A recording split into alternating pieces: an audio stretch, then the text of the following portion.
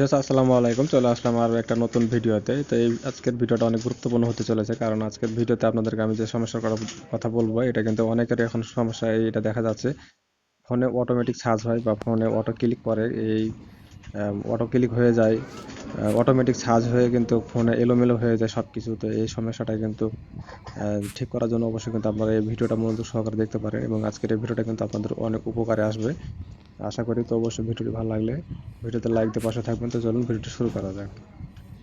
তো ভিউয়ার্স, আমাদের এই ফোনের যেই অটো ক্লিক বা অটো সার্চ এই সবসময় সমস্যা যদি আমাদের থাকে, তাহলে অবশ্যই কিন্তু আমাদের স্টেপ বাই স্টেপ ফলো করে তারপরে কিন্তু আসতে হবে। অবশ্যই কিন্তু ভিডিওটি না টেনে মনোযোগ সহকারে দেখবেন, তাহলে আপনারা এই কাজটা করতে পারবেন। এই সমস্যাটা কিন্তু অনেক ফোনে এখন দেখা যাচ্ছে, এবং আমাদের ভুলবশত কিন্তু এটা হয়ে যায়। তো আমরা এই কাজটা করার জন্য আমাদের ফোনের যে সেটিংসটা থাকে সেটাতে কিন্তু আমরা এখানে চলে আসবো।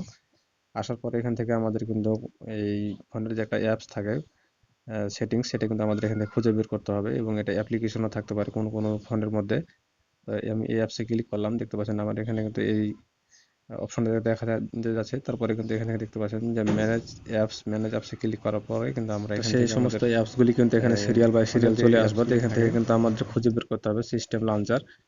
তো আপনি যদি এখান থেকে খুঁজে পান তো ভালো, আর না হলে কিন্তু আপনি এখান থেকে কিবোর্ডে উপরে দেখবেন সার্চ অপশন, এখানে ক্লিক করবেন। ক্লিক করার পরে আপনি সিস্টেম লঞ্চার লিখে সার্চ করলে কিন্তু এটা চলে আসবে। দেখেন, দেখতে পাচ্ছেন যে আমার এখানে চলে এসেছে সিস্টেম লঞ্চারে। তো আমরা এখানে অ্যাপসটা আমরা দেখতে পাচ্ছি, এবং এটা একটা ফোনের অ্যাপস। তো এই অ্যাপসের যে ক্যাশগুলি সেগুলি কিন্তু আমাদের রিমুভ করতে হবে। তো এখান থেকে আমরা যদি এটা ক্লিক করি, ক্লিক করার পরে কিন্তু আমাদের যেই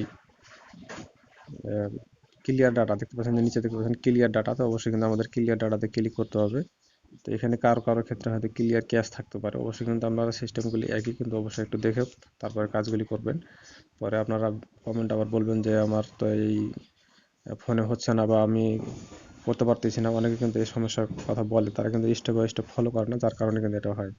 ক্লিয়ার ক্যাশটা কিন্তু আমি এখান থেকে কিন্তু এটা রিমুভ করলাম। রিমুভ করার পরে কিন্তু আমার এই যে ফোনের সিস্টেম লঞ্চারটা কিন্তু এটা নতুন হয়ে যাবে, এবং আমার ফোন যেই লঞ্চারগুলি থাকে সেগুলি কিন্তু সমস্ত রিমুভ হয়ে নতুনের মতো আগের মতো হয়ে যাবে।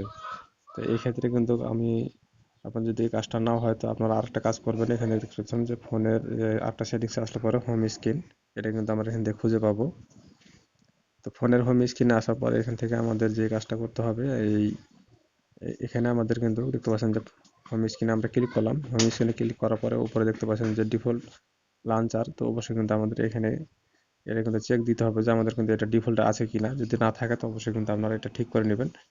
এটা ঠিক করার পরে কিন্তু আমাদের কাজ শেষ। আপনি চাইলে আপনার ফোনটা চেক দিতে পারেন, আর যদি নাও হয় তারপরে কিন্তু আমি আপনাদেরকে আরও একটা অপশন দেখিয়ে দেবো। তো অবশ্যই আমরা কিন্তু এটাও কিন্তু ফলো করবেন।